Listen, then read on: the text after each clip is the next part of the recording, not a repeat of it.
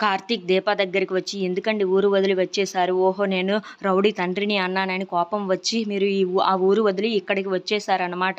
అంటే నేను ఏమీ మాట్లాడకుండా ఉంటే ఆ నరసింహ శౌర్యని తీసుకొని వెళ్ళిపోయేవాడు. అప్పుడు మీకు సరిపోయేది అని చెప్పేసి అయితే అంటూ ఉంటాడు. ఆ మాటలకి అక్కడ ఉన్న దీప మాత్రం ఏమీ మాట్లాడకుండా సైలెంట్‌గా అయితే ఉండిపోతుంది. ఇంతలో అక్కడ ఉన్న కార్తీక్ మాత్రం మీరు నరసింహ దగ్గర పాపని వదిలేయాలనుకుంటున్నారా? నాకు అలా ఇష్టం లేదు. వాడి దగ్గరకి వెళ్ళాలంటేనే శౌర్య భయపడుతుంది. అలాంటిది ఇప్పుడు తనే కన్నా తండ్రి అంటే తను ఊరుకుంటుందా ఏంటి?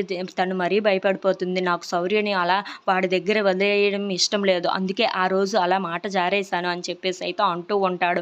ఆ మాటలు వినగానే అక్కడ ఉన్న దీప మాత్రం అలా నించొని ఉండిపోతుంది. ఇంతలో అక్కడ ఉన్న కార్తీక్ మాత్రం నాకు అలా శౌర్యని వదిలేయటం, తనని బాధ పెట్టడం నాకు ఇష్టం లేదు. అందుకే అలా చేశాను. మీరేమో ఇలా ఈ ఊరినే వదిలి వచ్చేశారు ఇక్కడికి అని చెప్పేసి అయితే అంటూ ఉంటాడు. ఆ మాటలకి అక్కడ ఉన్న దీప మాత్రం సైలెంట్‌గా అయితే ఉండిపోతుంది. మీరు అలా వచ్చేయడం మంచిది కాదండి. నాకు దూరం చేయడం శౌర్యాన్ని మంచిది కాదు. మా ఇద్దరం స్నేహితుల్లాగే ఎప్పటికైనా ఉంటాము. మీరు అలా చేసి చాలా పెద్ద తప్పు చేశారు. ఇక పదండి అక్కడికి వెళ్దాం అని చెప్పేసి అయితే అంటూ ఉంటాడు. ఆ మాటలకి అక్కడ ఉన్న దీప మాత్రం సైలెంట్‌గా అయితే నించొని ఉండిపోతుంది. ఇంతలో అక్కడ ఉన్న కార్తీక్ మాత్రం మీరు వస్తారా లేదా అని చెప్పేసి అయితే గట్టిగా నిలదీస్తూ ఉంటాడు. లేదంటే శౌర్యని వాడికి వెళ్ళి అప్పజెప్పేద్దామా అని చెప్పేసి అయితే అడుగుతూ ఉంటాడు. ఆ మాటలకి అక్కడ ఉన్న దీప అయితే ఒక్కసారిగా షాక్ అయిపోయి కార్తీక్ వైపు అయితే చూస్తూ ఉండిపోతుంది. If you like this video please